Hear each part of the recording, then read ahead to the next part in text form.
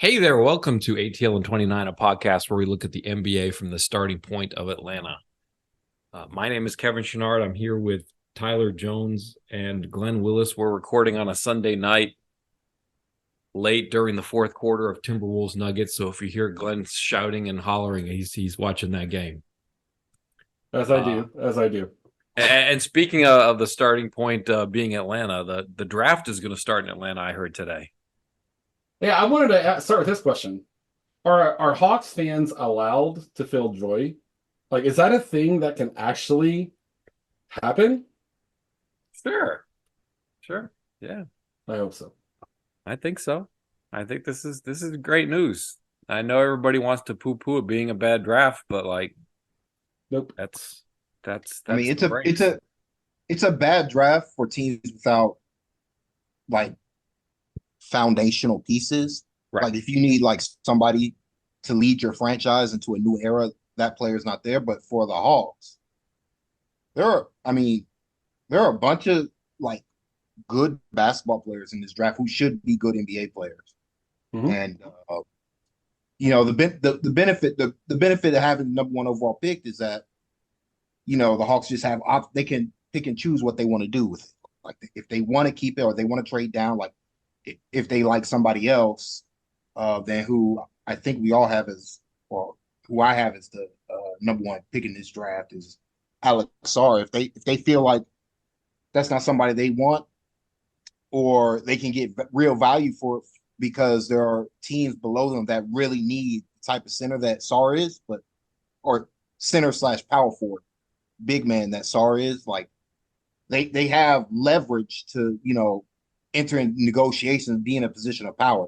Like it feels like this off season, especially now with this number one overall pick, that's probably my biggest takeaway is that the Hawks have leverage finally after being like years of being up against the tax and not and then by their own design, like just limiting what they can do on the foot, like what they can do in the offseason based on not wanting to pay the tax, not wanting to quote unquote take a step back, uh, holding on to John Collins, like all this other stuff. Like now we're in it. I feel like we're in a new phase where they can find like they can find the best value just in whatever they want. Like there's no like real, like to me at least, there's no real.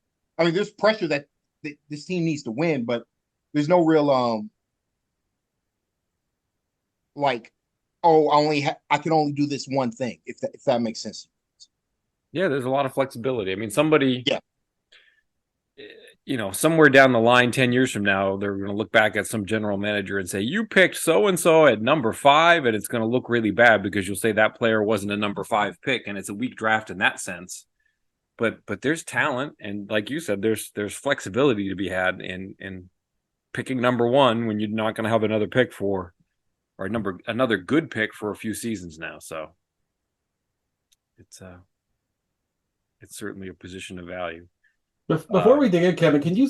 I haven't had a chance. Can you summarize what did Landry say today when he had his availability? What were the one or two kind of key messages he had? I don't think he had any messages. And you might say, well, the press conference is kind of a dud, and that's probably true.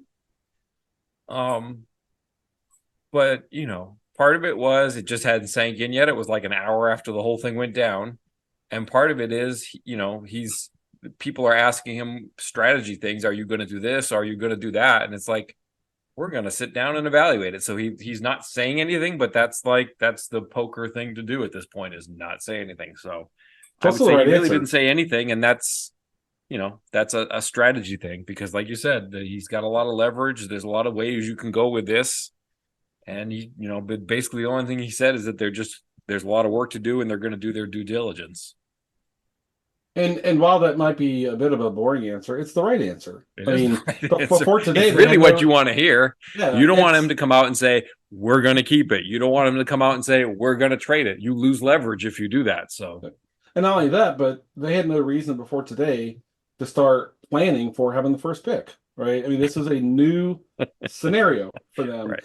And so while, who knows if they how much energy they're putting into drafting guys that were projected to be at the very top of this class, But now, I'm sure that they've done due diligence and they've looked at it, but this outcome today forces you to go back and double down, triple down on your evaluation of the guys who are worthy of consideration in that range. People asking on Twitter today, and the Ethos Hawks guys had a fun live event on X today while that was going on, and a few of us kind of jumped in there. But for me, the starting point is Sar. I mean, Sar is a unique prospect in his ability to defend kind of in space and help at the rim, protect the rim, all that sort of stuff. And he has, even at his young age, is flashing some short roll capability. I think with big men, it's always like if he can actually learn to shoot a little bit, that's a huge swing factor. I think it's impossible to know right now if that's something that's going to happen for him. But I think for me, the starting point should be that. But a lot of people are really in on Shea as well, who is a very interesting prospect.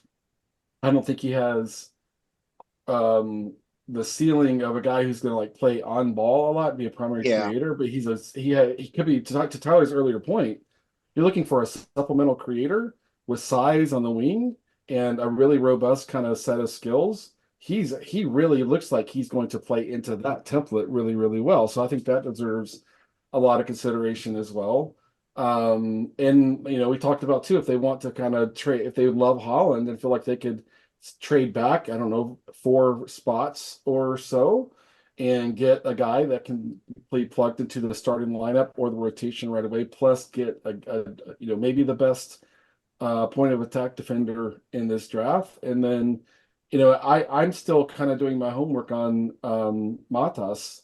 And, a lot of when you look at stuff that's 2 years old, he looked very weak. And like he's, not a guy who's going to be able to play with force. But if you look at more kind of recent kind of samples and things like that, it looks like a guy who's getting stronger. And I think he's going to be a guy that could start to be a secondary guy that teams are interested in trading up to the first pick to potentially take. He's has great length, and he looks like a guy that could develop some kind of on-ball equity offensively.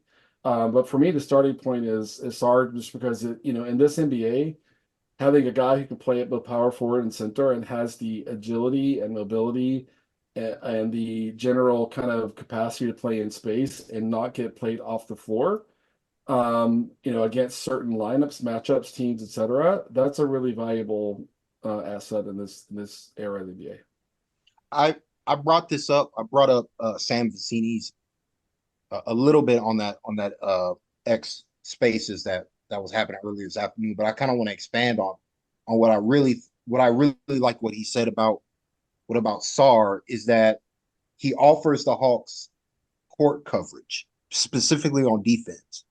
And I feel like that is the thing the Hawk like that's the thing that Okongwu and Capella missed the most when when the Hawks traded John Collins and they went more with Sadiq Bey or DeAndre Hunter at the power forward position. Just the lack of size, like just the lack of size on the like playing that 4-man spot next to a center and being able to cover both at the rim and on the perimeter, like able to eat up space, as a help defender and sometimes even as a on-ball defender. Like um, Yeah.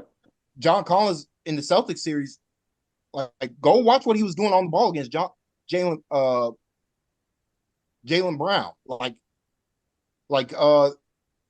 he or what he did against Jimmy Butler in the play-in. Like the Hawks missed that last season, especially when Jalen Johnson got hurt. So to me, you combine his defensive upside, which I think defensively, I think he can make an impact right away at the 4. Uh, uh, and be like a very good defender. Just due to his like he's played professionally. He played in a physical league in Australia, which helps a lot. Like I think that'll help him a lot. And um, so like I feel like defensively he's going to be good. I'm confident in his defense. The question is going to be his offense. I like the skill level that he plays with. He has a functional handle for a 7'1" guy. Like I think to me you want to talk about upside and also like you look at the construction of the of this roster. Like yes, they need a point of attack defender. Yes, they need uh, uh more shooting, but they really more than anything else need like they just need functional size. And Agreed. 7'1" with at the power forward position next to a potentially a Kongu, or even like 7'1" next to Jalen Johnson, or all three of those guys together. Defensively, I think those three can play together. The question will be, can you put an offensive lineup together? And that's something you can expect. Like you have, like to me, I'm like you have options. You can experiment with that. You can figure it out. So, um, I that's where I kind of flipped my opinion. I I didn't like Sar earlier because I considered him like a center, and I didn't like him defensively as a center. I just felt like the physicality just isn't going to be there, at least in his rookie scale contract. But I feel like he does have the skills to play the four more so than even somebody like John Collins did. But the question is, will he play with the strength that John Collins played with offensively in terms of finishing at the rim and around the rim, diving, like those are other factors to go into. But like I like the overall package of Sar, and just if he shoots it, we're talking about another like star big man in this Yeah. league. Yeah, You know, I'm gonna, kind of emphasize your point you make all the time. When the Hawks traded John Collins, they lost so much defensively. And I mean, he's just such an athlete, and he's also smart, resourceful, and he works really hard, fundamentally sound, all those things. But here you have Sarr as a guy who has the length that JC was never going to have, never gonna have, yeah. right? And JC overcame that to a decent degree with just effort, being on time, all that sort of stuff. But being able to park him at the four, if that's what you want to do, and have him help at the rim, and just to help cover ground is absolutely a massive asset. And for me, it's if he doesn't develop as a shooter, you try to think about how might a Kongu's offensive role need to change a bit in order to kind of accommodate that. That's something to think through, I think, in that sense. I would have presumed that they're looking at his shooting mechanics and having an informed opinion on it looks like something we can work with, or no, it needs a lot of work, or whatever that might be. I haven't dug into that part of his game quite yet. But for me, the Hawks, let's say hypothetically they run it back with Trey and DeJounte, right? A lot of us think that would be the wrong thing. But a defender like Sarr is a guy who can clean up a lot behind that That is so in, true, man. in Yep. the way that few guys can. And to your point, if you have minutes where you're playing Jalen plus a Congo plus R, that's a lot of length and a lot of athleticism to put behind that if that's what they end up doing. And that's absolutely massive. You shrink the floor when you play bigger. Like you, and especially if your bigs can cover to the 3-point line, which all three of like Jalen, we know Okongwu can absolutely do that. And Sar, he hasn't shown it at the NBA level, but his tape is, him defending on the perimeter looks great. Like, especially, I mean, again, when you have that size and length and you have that functional athleticism and you're grounded in the way that he plays defensively, like I just think that's something you could potentially have. Like maybe you don't start with those guys, Sar's rookie season, but like if you want to build forward with that type of core, you know that that that fascinates me because that gives you something the Hawks have not had in the Trae Young era, which is a real defensive base. You like an actual defensive base. They've only had it. They've only had it for the second half of that Eastern Conference Finals playoff run when it was John Collins, Clint Capella, Kevin Herter at the point of attack, and Solomon Hill. Like also Solomon Hill, Bogey, like just being veterans. Defensively, along with Tony Snell, like with their wing players playing their role properly, with Collins and Capella behind them, and a Kongu like and Gallinari. Like remember that front court, they just had size that they have not been able to get back to her. Since that time, like they still need to address the other issues, but it's easier to find a point of like granted, the Hawks haven't found one in like 18 billion years, but it's easier to find a point of attack defender than it is to find somebody like Alex Sarr. Yeah, it's not something that you're going to take number one overall unless it's Kawhi Leonard. I mean, you look around the league now and the players that are out there that are these super point of attack defenders, like, it's guys who were free agents that were easily had. And Easily available. somebody measured it up and said, well, we think we can make this work. And they picked them up and it worked. So it's, Yes, you're looking at Caleb Martin, McDaniels. I mean, a late first round pick and Derek White, like you Walker Alexander. Yeah, exactly. So you can presumably go kind of find that elsewhere. Dennis Smith Jr. is a free agent this offseason. Yeah, I mean, and that's where also having Kobe just helps a little bit. You're not starting with nothing, in this case. I mean, it's funny to go think back to that Eastern Conference Finals run, but that length, even Gallo was a part of that, right? I mean, Philadelphia played such a choppy, slow pace on offense that Gallo's lack of mobility, it was fine. His length worked, and even against Milwaukee, right? They were, more on the methodical side of an offense at that time, and it worked. It's not going to work. It wouldn't work now against the Celtics, who like to space you out, and other teams that play 5 out and things like that. But even in that case, having a guy who could shoot and had 7 foot wingspan in Gallo, that worked. And so for me, there's something to be said about creating a 3-4-5 that has the athleticism and length to clean up things behind the play, especially when you presumably are still building around Trey. That is such a step forward. Compared to playing Garrison Matthews at the 3, playing Wes Matthews at the 4, and kind of on and on. And presumably V's back next year too. V plus Kobe gives you something to start with at the point of attack that is, really fairly brand new to what they have. And they still need to add more, no doubt about that. But I think having some young players who have developed into that capacity gives you the flexibility to go build a back line that can really clean up on defense.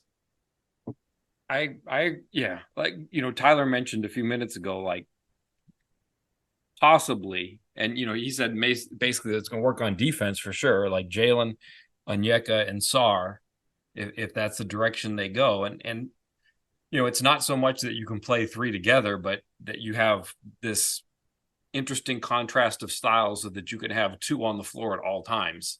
Exactly. Like when I was talking to Glenn, on the last pod that we talked about the playoffs, it's like these offenses have gotten so good that it's become so much more important that you have a secondary rim protector, because there's so much shooting and so much skill and passing that they're getting too good at taking out your primary rim protector away from being able to where he wants to be to help. And having 2 just makes such a massive difference. And this would give the Hawks the ability to really do that for so much of the game if you've got all 3 of them together. But I'm sort of intrigued too, because it's like, is it fair to say that Trey is the greatest lob passer of all time? Like, is that hyperbole? And he's never played like a true 7-footer. Like Capella's 6'10". John Collins is 6'8".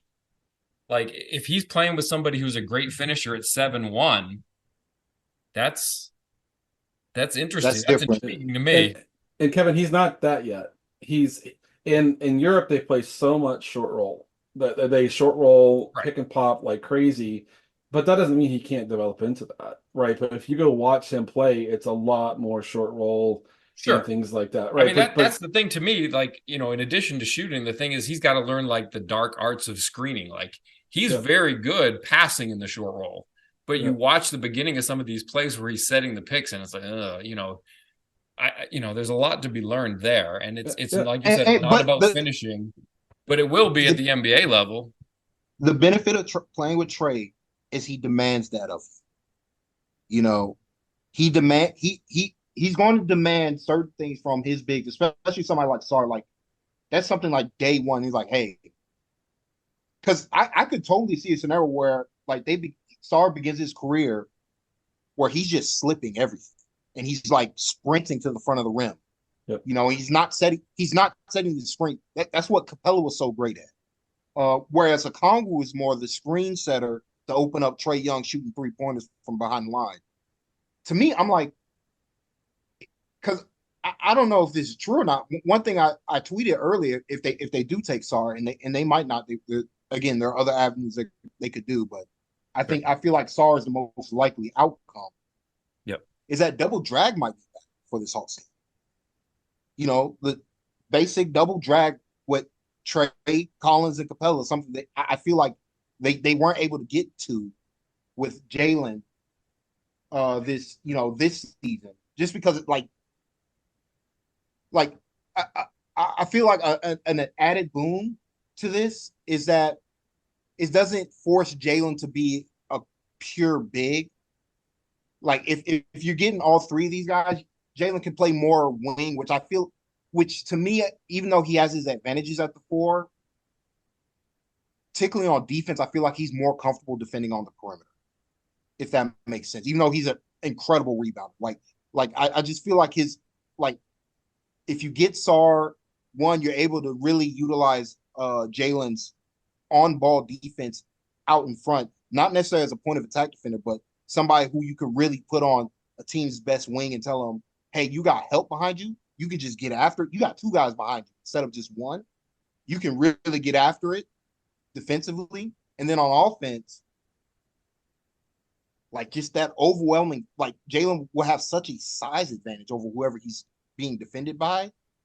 The shooting won't be there, but I just think there's some interesting stuff the Hawks can do maybe with playing bigger and really if they can tap into some of the stuff they were able to tap in with Trey, John, and Capella. Now, but instead of somebody like DeAndre Hunter or Solomon Hill at the three, you have a Jalen Johnson, a true elite athlete. Like I just feel like there might be something more. Maybe they could do some more stuff in transition with Trey. They're I've said it since the season ended. They're going to have to get more shooting, and this doesn't preclude them from doing that. But um, I'm intrigued by Jalen. I feel like there might be there might be something offensively that he hasn't shown. Um, Maybe not necessarily in the half court, but as a transition player playing with guys with such size, athleticism, it's more importantly speed. Like I think there's something that maybe the Hawks haven't been able to tap into um, in a long while. Yeah. Let Yeah, me and ask you a less fun question. In the upgrade from the 10th pick to the first pick, uh, the Hawks are now going to be committed to an extra like $7.25 million of salary when they were already going to be strapped if getting under the luxury tax was a goal, if getting under the first apron now is a goal. You know, did the today's events change the likelihood of any roster changes that you thought might be something that were already going to happen? Like, is it now even more of a certainty, or is it just the same? yeah. Well, Is it so going to be yeah, something where they're like, hey, well, now it's great. Let's open up the pocketbooks. Like, what do you think is going to happen money wise going forward? yeah, yeah. So I mean, I want to put a TBD on that, Yeah, but I want to say this though, like, but before we kind of close out on the 4 and the 5, we've talked about Sar, Okongwu, Jalen, Yeah. Mohammed Gay fits what those guys would do, exactly. right? I was going to Right? bring him up. Could cover the floor, you cover space, etc. So that's an important part of this too, right? Going back to Kevin's question, to me, like one of the things I put on Twitter right after they won the lottery was for Hawks fans that were wanting to see a test as to whether this front office was going to start to, and I should have, I mean, front office also presumes the kind of support they are or are not getting from ownership. But this is a test, right? If they are like, no, we're staying under the first apron, well, I mean, this is an opportunity to push this roster forward. It just is, Mhm. and we're going to see how they navigate this. Right now, Clint's an expiring contract. If they want to move him, that should presumably be easier to move. But I would presume almost any team's going to ask for that Sacramento pick to get attached to it in exchange for something that's kind of coming back towards the Hawks. So they have some things to work out and figure out. I know a lot of Hawks fans, including one person on this podcast, are anxious to see Hunter get traded out, right? And if you draft Sar, you're squeezing like his spot in the rotation. Absolutely. Eventually, right? Maybe pretty soon. Maybe pretty soon. But I mean, I feel like there's such a premium on defense that hopefully there's something that the Hawks could kind of do there as well. But for me, there's two things. One is we know what history tells us. History tells us they're going to stay under the tax, right? Even this past season, they could have used the MLE, added a meaningful player because they were good anywhere between 7 to 9 million under, depending on how you're counting and when you're counting it, right? And so I think it's silly to just be dismissive of what history has shown us. But winning Yeah. this lottery today, if they want to, and oh, by the way, trade for the first time ever is starting to make some noise about, if it's not going to happen here, I mean, I want it to happen here, but if it's not going to happen, and so this is a prime opportunity to push this roster forward if they're willing to do what they need to do financially to make that happen. And we'll see. I know what history tells us, but they've never gotten the first pick in the lottery before ever.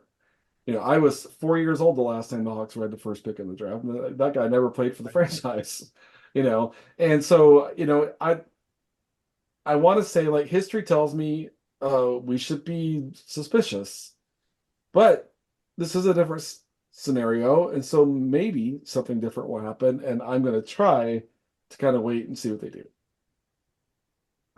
Actually, it's just we don't know, right? We don't know what the landscape is going to be, what they're going to do.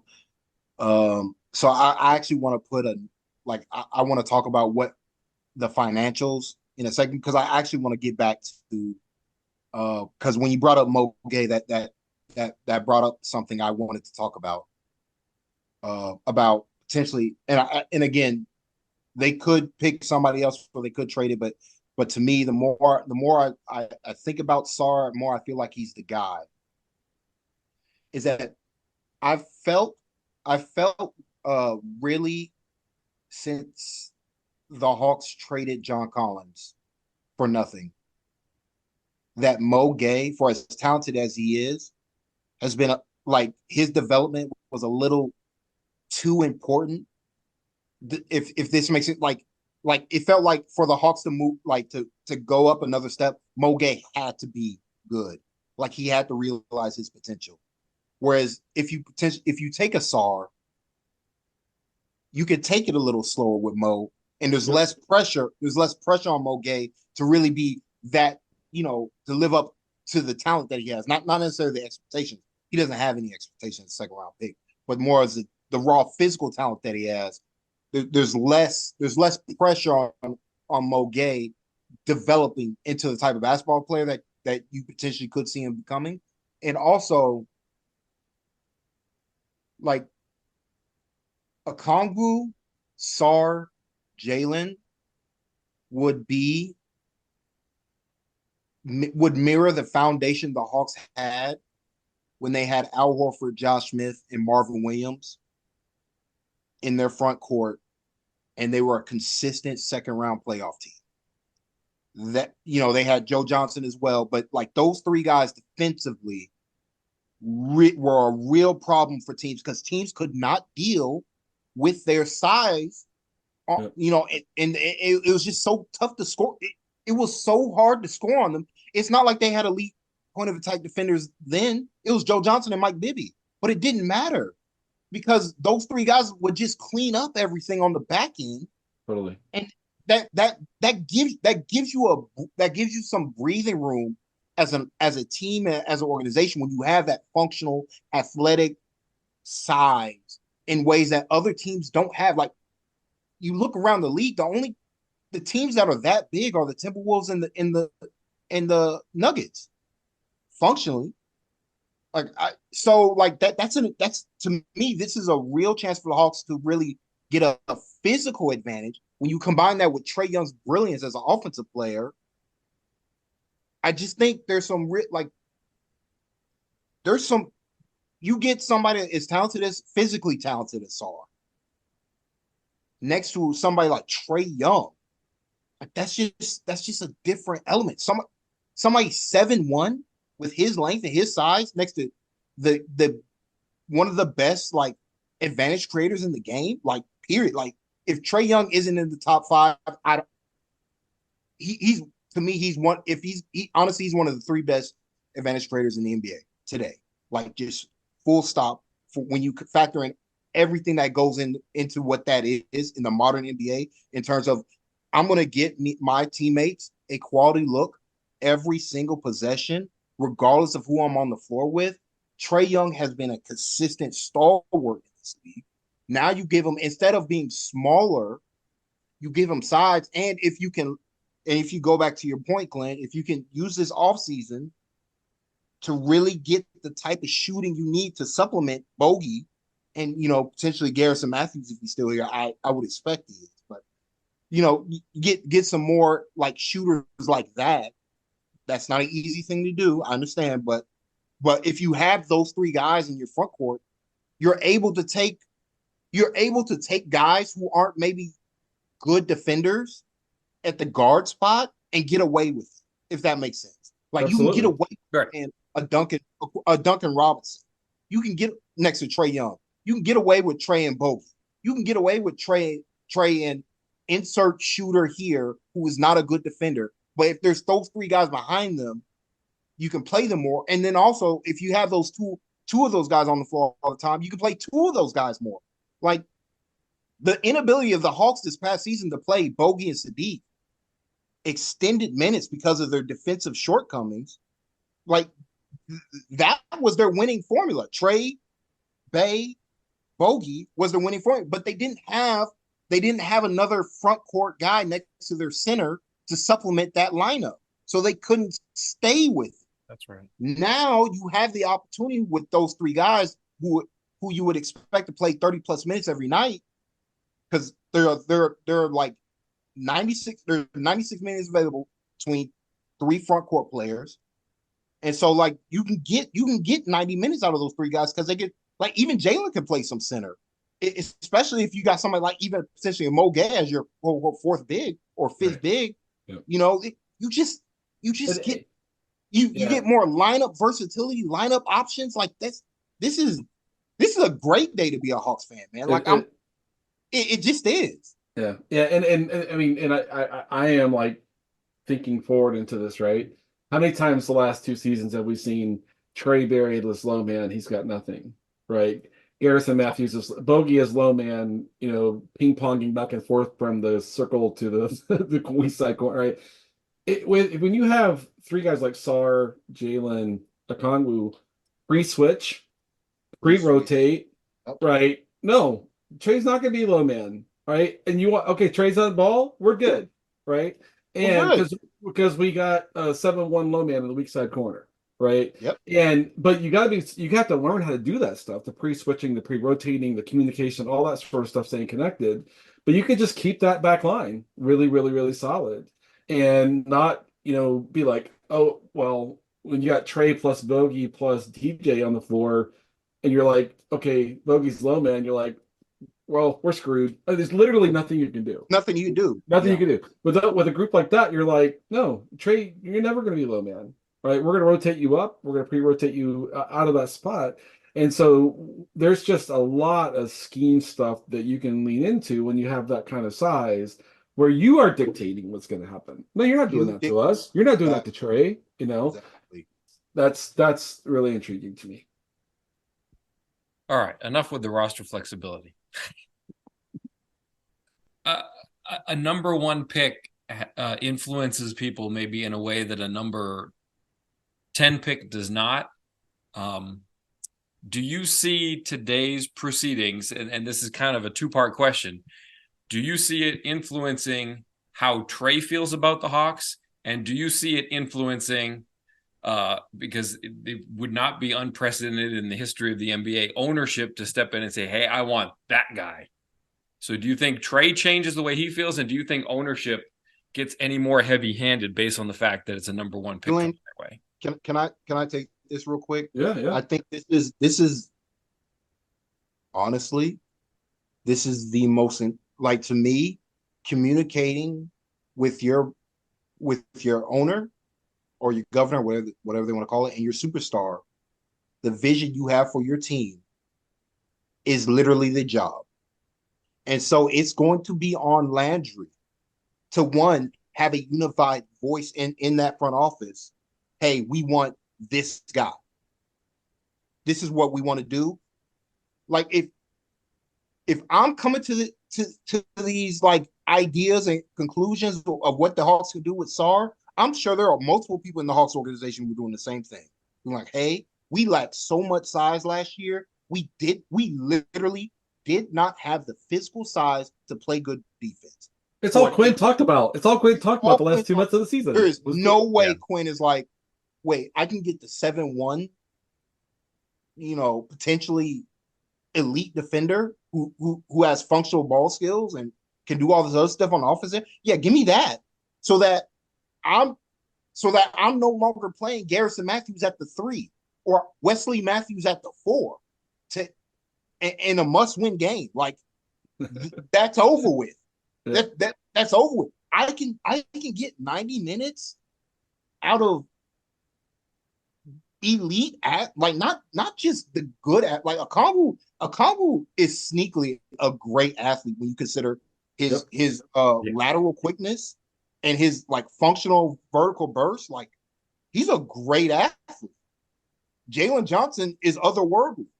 Now you add a 7'1" guy to that, and like they don't have to play you don't have to start the game with that, but you're going to get 90 minutes of two of those. Like you're going to get 96 minutes, full 96 minutes of two of those guys on the floor at all times. Sign me up as a coach, right. please. What do you think, Glenn? I can create a. Yeah, to me, Quinn has to sell it to Trey, and it shouldn't be exactly. Hard. It shouldn't be hard.